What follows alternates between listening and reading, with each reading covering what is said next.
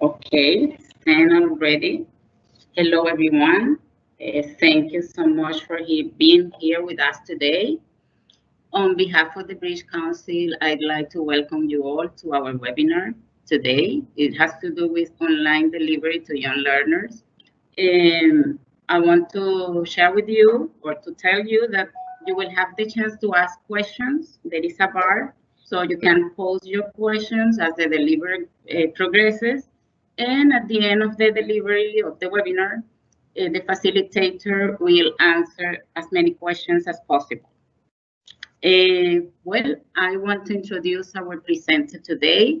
She's Wendy Arnold. Suppose that many of you know her. She's the founder and general coordinator of ELT Consultants. More than 30 years of experience teaching English to young learners. A wide experience in material writing. She has worked in many projects to improve education and develop language teaching in all continents. She has worked in areas of teacher training, education reform, and implementation of education projects around the world. She has developed face-to-face, blended, and online courses for students of all ages and levels.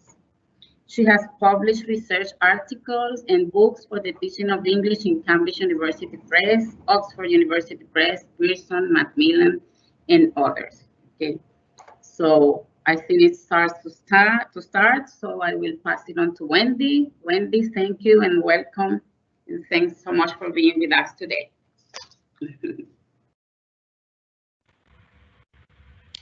Hello, everybody. It's lovely to be here.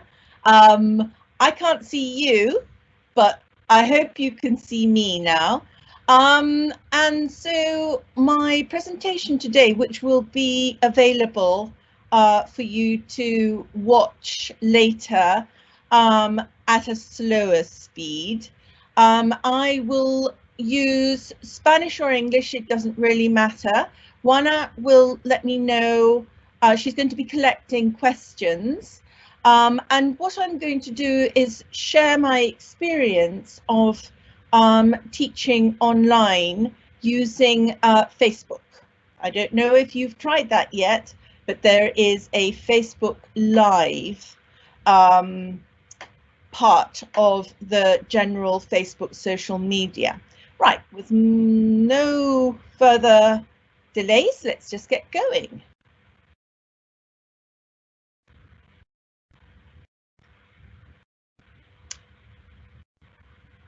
So you should be able to see my PowerPoint now. All right. So let me just please share your screen. Can you see it? No, could you please try to share the screen again? I am sharing my screen. No, you can't see it? Eliza? No, we can't see it. No, not yet. One more time. Okay, I'm going to come out and I will go back in.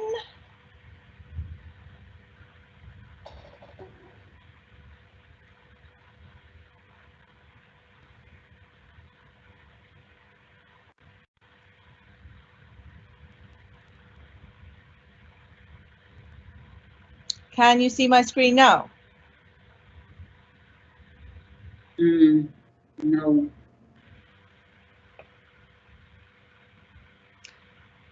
I think you might have to come out. If you're still seeing the pink slides, you might need to unshare that.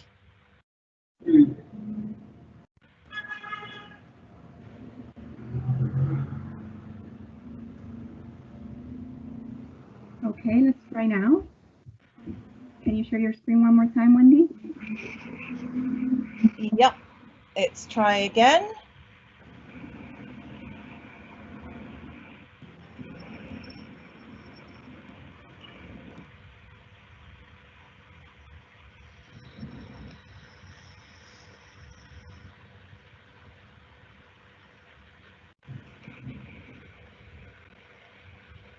Okay, ready. can start. Can you see it? No. It disappeared. No, it was. It was Wait. there? Yeah. Yes, we can see it now. Please let me know when you can see it. Yeah. Yes.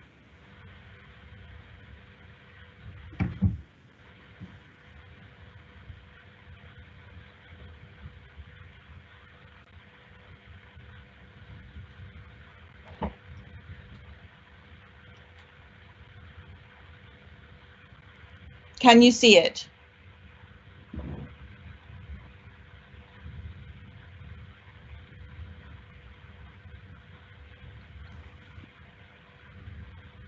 Can't see it now. Could we try just one more time? If not, Elisa, can you please share yours and put Wendy's presentation there? Right. I'm going to end the show again. I'm coming out of sharing. I'm going to go back into sharing.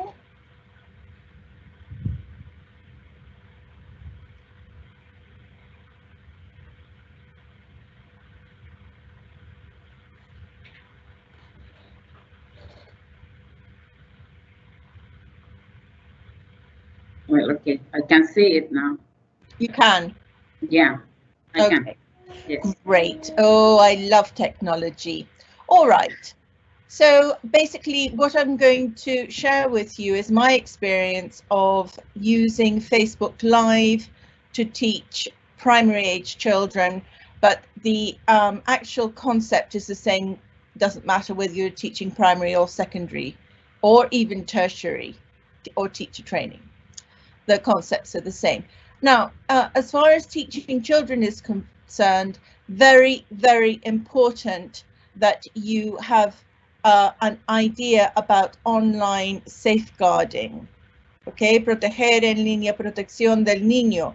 Very, very important. This child protection, understanding why we need to do it and how we need to do it. So I'm going to just whiz through this because you can read this later when you download the PowerPoint. So here we have the British Council's Child Protection Policy, and you have it in Spanish as well. And IATEFL's Young Learner, which is Young Learner and Teenage Special Interest Group, they've got very useful specific things that you should and should not do. So you should not ever have photos or videos of children's faces online. So no identification of where that child is from, the name of the school or the name of the child. What you can do is take photos and videos, but just don't include the child's faces.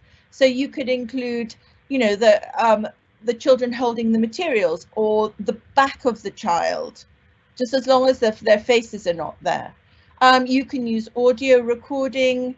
You can get children to dress up so you can't actually recognize them. And for a very special occasion, you can, you know, like a school play, you can make sure that the parents have signed a permission form. So important to think before you post, what is your data privacy strategy? Because all of us need to understand what this is now. And again, I've put these here in Spanish so that it's very, very clear. So the project I was working on was the Hands Up project, and they specialize in using stories to teach language. So if you want to know more about it, you can go to these links. So the project was actually started up to teach English to young learners in Gaza and the West Bank in Palestine. And they also teach Syrian refugee children in Jordan. So using stories is nothing new. The British Council have got a brilliant book called the Storytelling Handbook by Gail Ellis and Jean Brewster that you can download free. And it tells you about how to choose books and how to do storytelling. And you can also download the stories that are used in the Hands Up project. and they've got theatre scripts as well. So very useful resources there.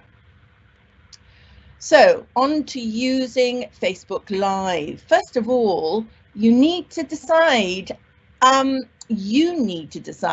how you want to use Facebook Live. So you need to plan, lots of planning before you go live. I know this through making most of the mistakes. So you can have a live session which appears in real time, but it's not really that interactive. It's a bit like this, in as much as I'm presenting to you, but at the moment I don't know what you're saying. You know, there's no interaction. I can't see you and I can't hear you. And I think that there's a lag of up to about 1 minute between me as a presenter asking a question of my audience and the audience then sending a message on the chat box. So really it is more sort of lecture style, and you'll see how I got around this. But you do need to engage your audience. So I could see the chat box, but after, you know, it took a long time for the answers to my questions to come in. So you have to keep going in that time. So how do you actually do this? Well, you need to go onto your Facebook. And on your Facebook, you will see these icons here. See the create post, which I'm sure that you all have seen. And then there's this live button here. So that's how you go onto the Facebook Live. You need to organize your settings. Once you've pressed that button, you need to look at what exactly do you want to do with all this. So is it going to be part of a series? So you say something about the live video. Do you, well, let's have a look. Do you want to have captions with what you're doing? So, and just be careful with that, because sometimes it's not a translation, but the captions come up with very strange language. This is a new one which I haven't tried yet, which is gaming. You can actually do a gamification. And then what you need to do is press this button here saying use camera. So you can also control who your audience is, and you might want to do that, thinking about child protection. So you decide who you want to actually allow in. And more importantly, is there anybody that you want to restrict? So Eliza is saying there are people not able to see the presentation. Eliza, what do you want me to do? No, I think now they could. They can. Okay, yeah, that's fine. All right. Because I changed the sharing mode of the screen, so just people just let us know if you could see the screen now. Brilliant. With the presentation. Yeah. Great. Okay. All right.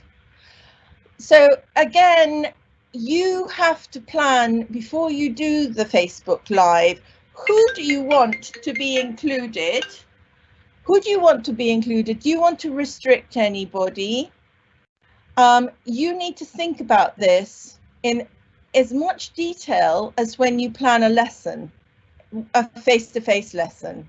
Of course, in your face-to-face lesson, you don't restrict people because it's your class. So be very clear about who your audience is and set some rules. Now, one of the things that I discovered is that I would do the lesson, and then parents and teachers who were my audience got very excited and got their children to do some of the activities in my lesson, and then they were posting pictures, little video clips of their children breaking all the child protection rules. So I think you have to set some rules right at the beginning. And when you are live, you really, really are live. I mean, here are some of the numbers of people that actually were engaged in the in the sessions that I did. I mean, there were, you know, nearly 4,000 engagements. There were nearly 600 comments on posts and 96 shares. So you really do have to think professionally when you are going to do these sessions. It wasn't just Palestinian teachers that were my audience either. There were teachers from Argentina, Morocco, Portugal, Tunisia, and other places, Hong Kong, Laos. Okay, so just be aware that your friends will invite their friends who will invite their friends, and so it goes on. Do you want to share your screen? Now, this is something that wasn't working when I was doing my sessions. I couldn't share my screen, which was quite frustrating, actually, because I would have quite liked to have done a PowerPoint like this. You'll see how I got round this, but sharing a screen really does help a lot. You can do that now, so that's very useful. Another way to engage your audience is to have little polls, little surveys with questions. So again, this is in your planning before you actually go live. I would have a practice before you go live to see what the audience will see. Okay, like, is your hair all right? Are you facing the right way? All of these mistakes I have made, so I know. So you can press the go live button at the top, but not the one at the bottom, and you will be able to see what you look like. So you can check the audio and the video. Do you want to cross post to other pages or groups that you belong to? Because you can do that as well. You can share your live with other people at the same time. Right, so some of the things that I learned the hard way. Prepare where you are going to present online, and also what you're going to wear. So one of the first things I discovered was that, so this was earlier in the year, it was in March, and when I was doing these sessions, the sun was quite low and came straight at my face, so you can see the light was okay, but having the sun straight in your face is not okay. It's very off-putting. The other thing is wear sensible clothes. As you can see, the audience will see everything, so just be careful. So how are you going to use your materials? You'll need a background. So I just used, for my grandchildren, I have just this easel, like a little whiteboard. I used that, and I put carton, well, actually my husband put carton on, and then I just put another white piece on, and I had that like my little blackboard. Well, it was my whiteboard, and I could stick things onto it, because you do need to have something as your background, and you need to have you need to mix some materials. All right, now I have a saying that nada es basura. Okay, so I don't like spending lots of money on making materials, but I do need to have some masking tape, a marker pen, and some scissors. And I collect recycled cardboard and envelopes and paper to make my materials. And here are some of my materials. All right. I want my materials to have a multi-purpose. I want to be able to use them again and again and again. But I also don't want to spend lots of money. Okay. Then you need to advertise on your Facebook when and what you're sharing. So this is the list of activities that I did together with another couple of my colleagues. So I was doing my English for Palestine 4 times a week. I did grade 1 to grade 4. And then another colleague was doing some stories. And I was also doing learning to read. learning how to read. Okay, I was doing that 3 times a week. But you need to advertise, otherwise people don't know what you're doing. And you can create an event on Facebook and advertise that way. Now, I've not played with this yet, but this is a new feature of Facebook. It's called Rooms, and you can invite a small group of people or just have a general join. You can share your screen. You can invite up to 50 people. You don't have to have a Facebook account to join, and there's no limit to the amount of time to talk. So have a look at that, because I think that might be quite useful. All right, let's have a look at the materials. You need materials and you need to write a lesson plan. So teaching online, you need to have exactly the same kind of thought processes. All right, so I had actually written the materials I was using. So I used the teacher's book. Of course I had. So you need to collect your materials together. Now, all the materials, luckily for me, are still on the website, English for Palestine, and I could just download these. I could download the pupil's book and the teacher's book, flashcards, posters, anything I needed was there. So I just downloaded them. I needed to check, even though I'd written all these materials, I needed to check that I had all the extra materials. So I always like teachers to make their own word cards. So I had to make some additional materials myself. Check what my language was going to be and prepare my word cards. Now, if you do not have materials, you're not given materials, you need to make them, because you can't teach without materials. Okay, so the additional word cards I made, I just used the computer. You need to have at least size 200 and use a font like Comic Sans, all right? Or you make carton materials, which are just as effective, and you need realia as well. You need something to engage your learner. Right, at this stage, what I'm going to do is I'm going to show you some little clips. I'm going to come out of the PowerPoint and I'm going to show you a few little clips of live Facebook, the live Facebook recordings, because everything that you do on Facebook Live gets recorded. All right, so let me just come out of there.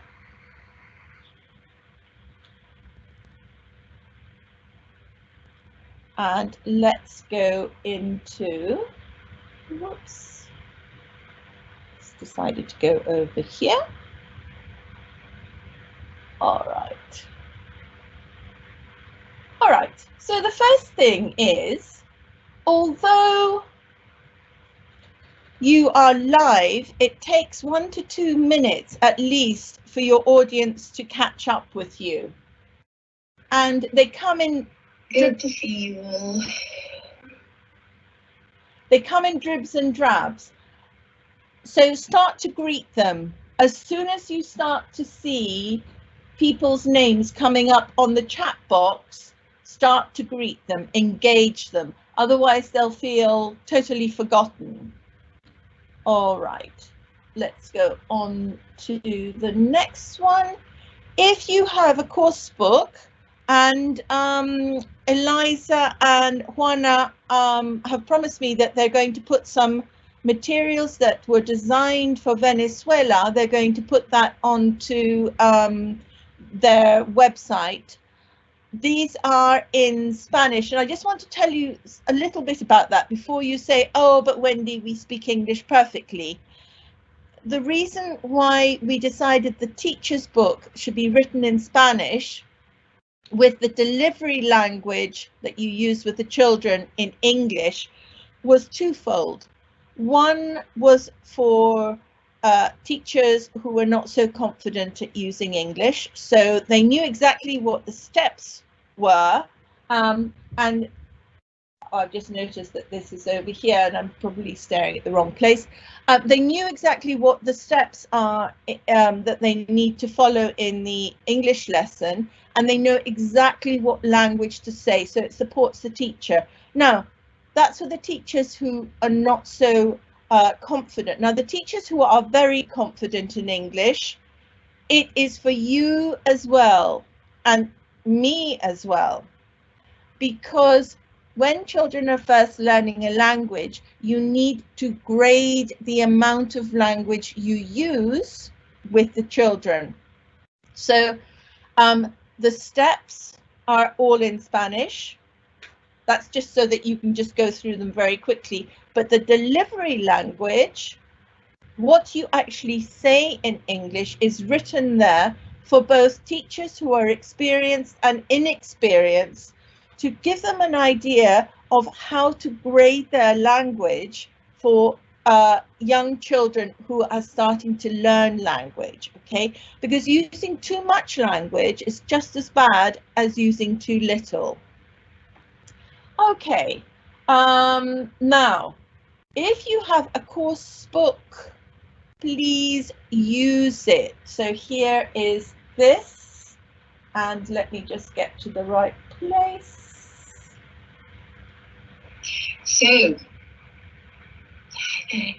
So all the teachers and the students, there is the teacher's book. I will be using this. I am on page 85 of the teacher's book. And I am on page 23 of the student book. 23. All right, let's have a look. Okay. Right. I make a big thing about that because actually it takes me longer to write the teacher's book than writing the pupil's book. The lesson plan is the most important part of the materials. Ah, you cannot watch the video. Right, let's just try the next one then. Okay. Number 3. Eliza, tell me if you can see this one.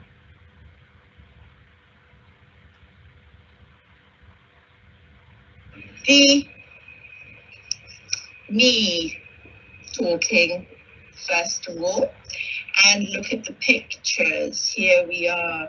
No, Wendy. The children. No. You have to stop sharing now and then share again your... Okay, stop sharing. Exactly, and then share again your desktop. Okay. Right. Stop share. Okay, and share again the video. Okay.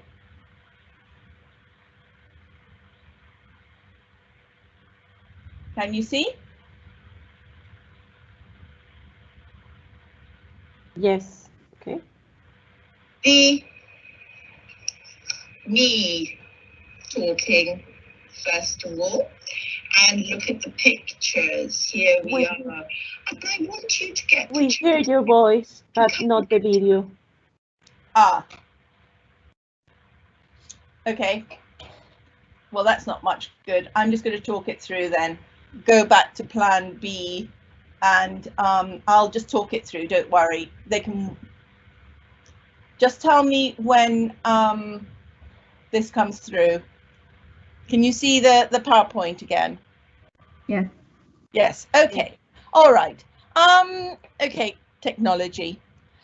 All right. So if you're interested in this, I have got little clips that I've taken from my Facebook recordings just to show you little parts of what I did.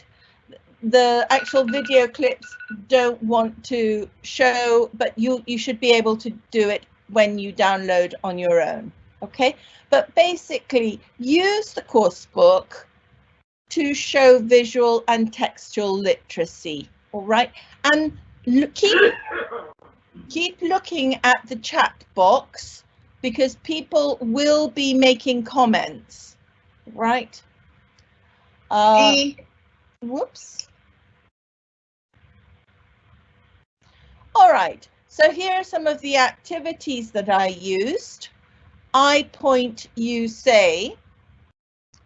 These are exactly the same activities that I would use in the classroom. And I'd actually done I point, I say, you point, and I'd said to the parents and the teachers, if you have children in the room, please get them to come and touch the screen. But I also wanted the children who were there, but also the teachers, to know that you can do the same activity, I point, you say, because what we want to do is to increase the amount of listening and speaking in language. Okay.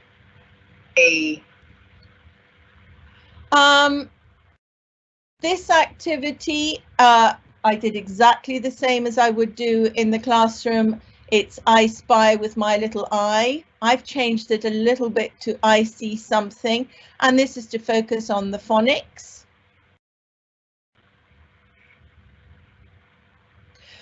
Be playful, mime. I do a lot of miming when I teach, and I get the learners to guess what I'm doing. And again, look at the chat box. This is where the responses will come through.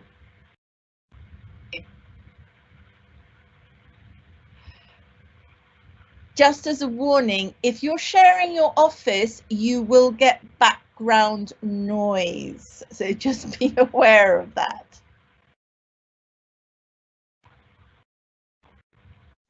If you know a song that matches the language, use it. Introduce, make it a multi-sensory approach lesson as much as you can.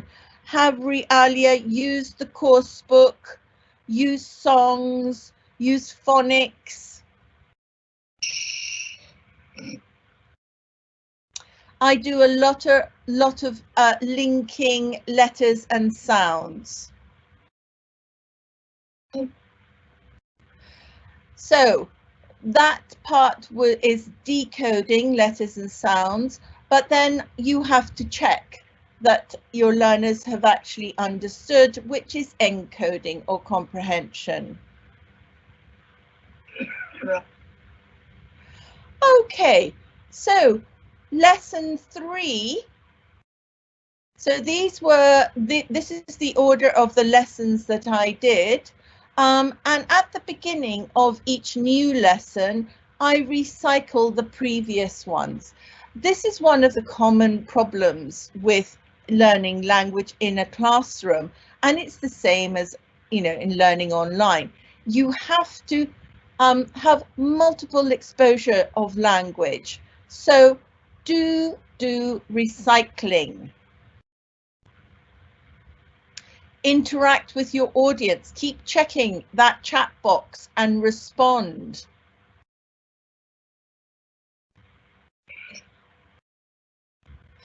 If your audience is multicultural, acknowledge that cultural difference.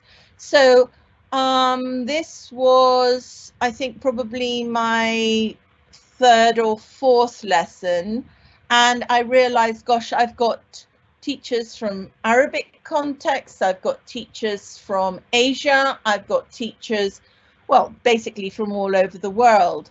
Acknowledge them, that, okay, I am using materials from an Arabic background, Palestine. However, you can use these materials in your context as well, because I generally use good practice materials, from anywhere in the world. So the activities I do and the materials that I use are good practice anywhere.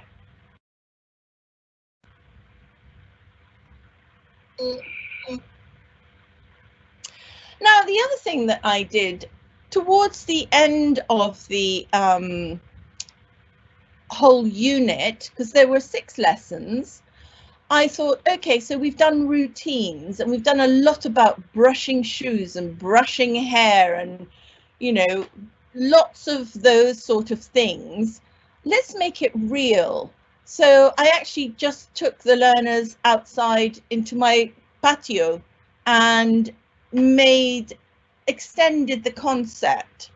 So don't feel you've got to stick to the course book all the time. If you see an opportunity to make it authentic, to make it real, do that. Not every day. Okay, so here are some of the lessons if you want to watch the whole thing. Each of those lessons is an hour long. So, you know, I just tried to show little clips for you. And also, you don't have to stick to the course book. As I said, this was actually the Hands Up project uses a lot of stories. So I introduced a story as well. And I used a storybook.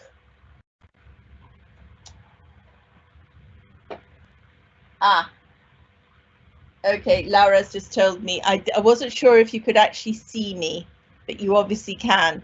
Okay, is that better, Laura? Okay. And whoops, I also made up a story and I used some of my grandchildren's little toys. Okay, so I had a lot of fun doing this, to be honest. Okay. And sorry, you can't hear the little recordings. So basically, the aim, the purpose of doing the online training sessions was so that I was encouraging the teachers that I was working with. Teachers, parents, and children were my audience. To become more independent in their use of English, but also to start to link the letters of English to concepts, to ideas. So what can you do after the Facebook session? Well, as I said, all the sessions are recorded. You can edit them. You can put them into a library and share them. You can make a whole series of live sessions and watchers can choose all the sessions one after the other, or they can choose, you know, one at a time. You can look at the analytics and see how many people watched your sessions. You can download the sessions and put them on an SD card for teachers without internet to use, so that, you know, it's very useful. Right, I have come to the end of my presentation and now is question and answer time. And I'm going to come out of the show. So, before I do that, actually, there we are. Am I back in the land of the living? Can you see me? So, Juana, did you manage to collect any questions? Yes, I've got some questions.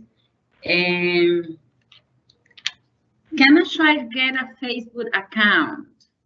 I mean, are they allowed to have a Facebook account? How can we manage this? Anybody can have a Facebook account. Anybody can start a Facebook account. You just have to have a computer, or you can have a Facebook account on a smartphone. You can ask people to join your Facebook live. No, this is rooms. On the rooms, and they don't have to have a Facebook account. Sometimes people don't want to have a Facebook account. what I say to them is you can make your Facebook account secret. So public, everybody can't see it. So you just invite the people that you want to invite to your Facebook. And there is another question here. Could kids acquire the second language, she means a foreign language, easily by using tales? Yes, yes. There are a lot of people who firmly believe that that you can use stories to teach language. And this is nothing new. A lady called Eddie Garvey started to write about this in the 1930s.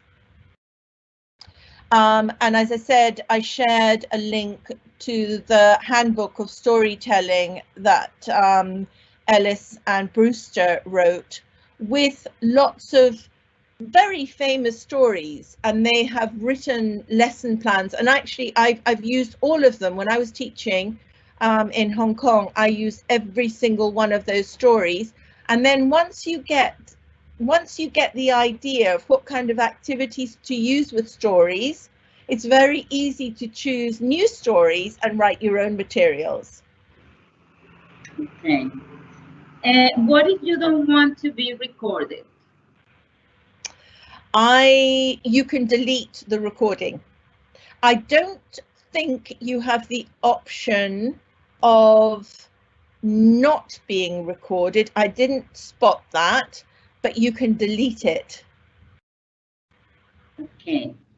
And there is a comment here. The parents can be challenged too. It is hard to keep them motivated. They can be very rude when they don't understand something. Yes. Well, on the Facebook Live, if there are children, I'm not sure that, I mean, that's one of the things I found frustrating because I couldn't see them.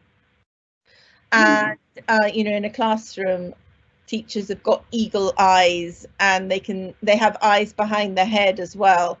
And with the Facebook Live, you cannot see them, so you don't know what they're doing. Now, that's why I think rooms would work, because you can have up to 50 people.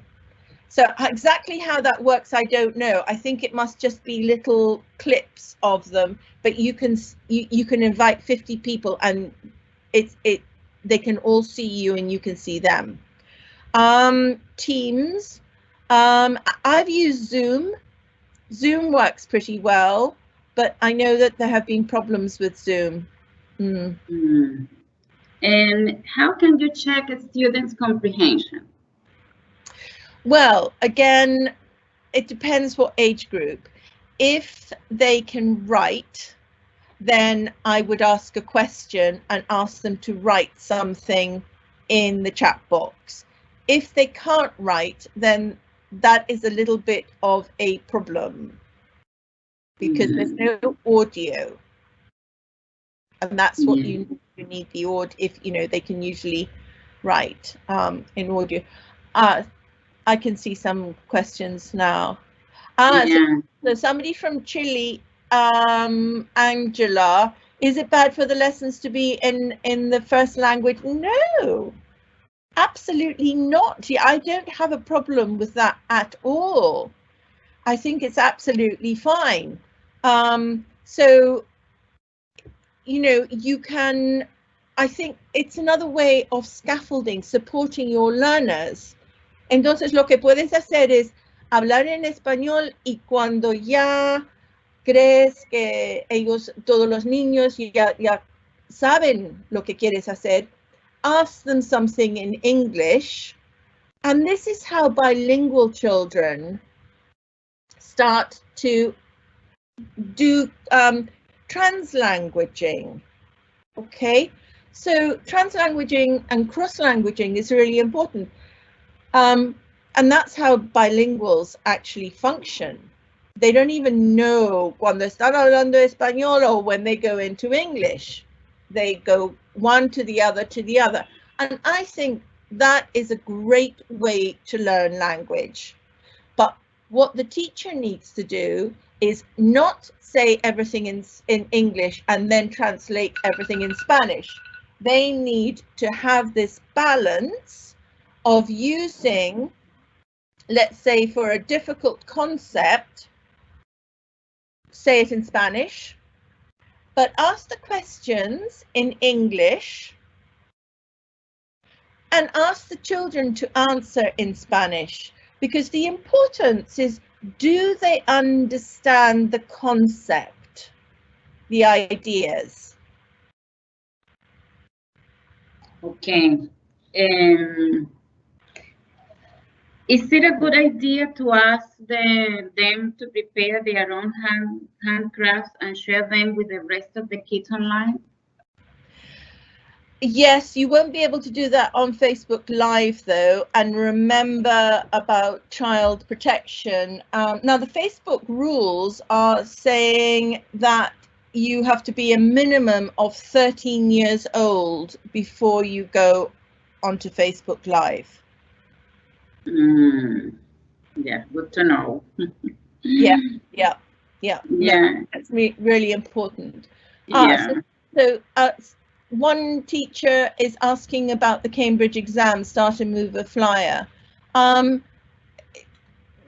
of those are based on the Common European Framework of Reference. They are based on topics. It's a great way actually to Facebook Live would be a great way to give children extra exposure on the listening side of language. Listening and reading, I think Facebook Live is very good for. So they're the receptive sides. The productive sides, you're going to need something where you can actually hear the children and read what they're writing. Okay. Somebody is asking if you can record all lessons without going live. Sorry, I can record lessons with? Can you record a lesson without going live? Not on Facebook. I'm sure you can, but not on Facebook that I know of. Okay. No, you might do that with your your video on your camera on your telephone or something. Okay. Regarding storytelling, do you prepare them before, or do you invite them, or do you invent them, or you use a known one? Totally up to you. So what I did was I had not prepared the wolf one. I took it straight from my shelf. I've got lots of stories. I took it straight from my shelf. I didn't prepare any additional materials for it. And it was a little bit of an experiment because I wanted to see how people reacted to the story. It was very much like Little Red Riding Hood, though. It was a new story based around Little Red Riding Hood. With the stories, with the little toys, I made that up as I went along. So I said, oh, I know so many stories, but I always mix up the stories. So I just played a little game with making the story up as I went along with the little toys. But if you want to see fantastic storytelling, go onto the Hands Up project. They have stories live every single day, 7 days a week. Good. What stories do you recommend? I love traditional stories. You know, some really very traditional stories from your country. The children might know already in their first language, but simplify them and make the language easier, and use those stories to teach language, you know, at any level. So you could start with, so Chris in the Argentina, okay, prepare a play with all, fantastic, yes. Now, Chris, is that just you and the kids? So nobody else is involved? And are these kids your classroom children where you normally teach?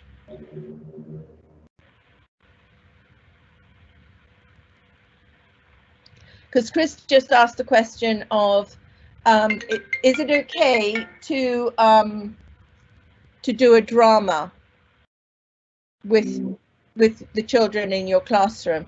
I think if you have a private room and these are children that you normally teach and you are their classroom teacher, I think that's fine. What's not fine is if it's public. Okay, there is someone that is from Chile. He says that my students that are 13 years don't speak any English, and my superiors tell me to speak everything in English in our online lessons. Is it bad for the lessons to include the mother tongue? What would you say? No, absolutely not. I mean, if your children really do not understand a word of English, what is the point? So what I would do, this is where you have to have a clear lesson plan. You have to think in the same way that you would plan your lesson face to face. You have to think, okay, what do I want these children to learn? How am I going to teach them? What activities? And what resources do I need to teach them? So do you need realia? Do you need real things? What activities do you want them to do in order to learn this? And always keep in mind the natural order of language acquisition. You need to hear a word before you can say it. So you need lots of listening before anything else, but you need comprehensible listening activities. So there's no point in just talking at the children. You need, and it doesn't matter what age they are, you need to make sure that they understand what you're saying by having real things, you know, so that they're learning vocabulary. Then you need to say a word. So you need to hear a word before you can say it. You need to say a word before you can read it. So lots of listening, lots of interaction before you come to the reading, because reading is decoding what you understand when you hear and what you can say. And how long should a class be for kids? I mean, these online sessions, how long do you think?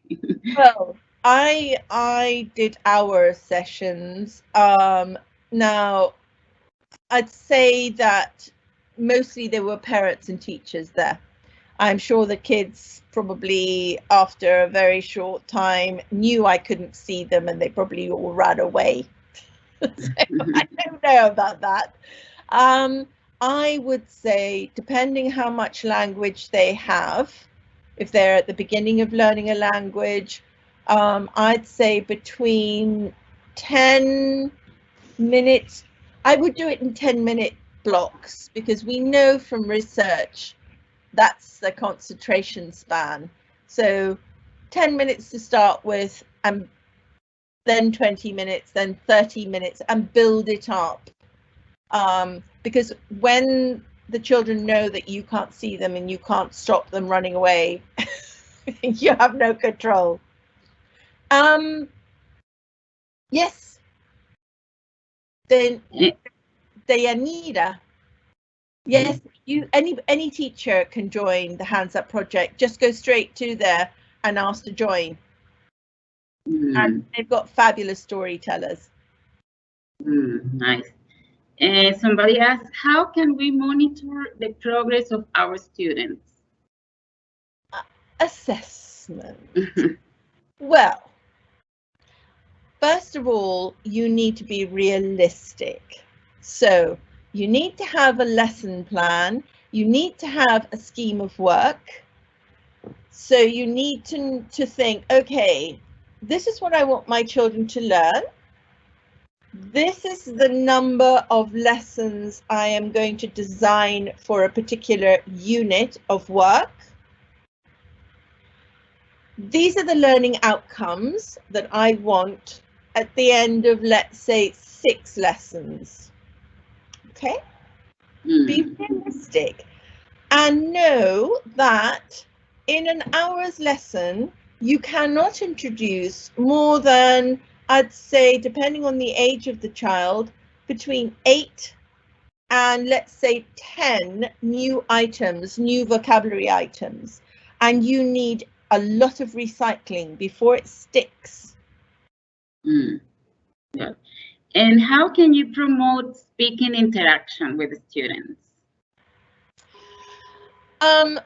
Using Facebook, you can't really do that. You'll need to have a different kind of platform. I'd say Zoom or Teams or this new Rooms, because you need to hear and you need to speak to the children. You know, and if you want them to work together, you need to be able to monitor that and hear them. Yeah. Well, I think we've got to the end. Thank you so much, Wendy. I want to thank you, all of you, for joining us today.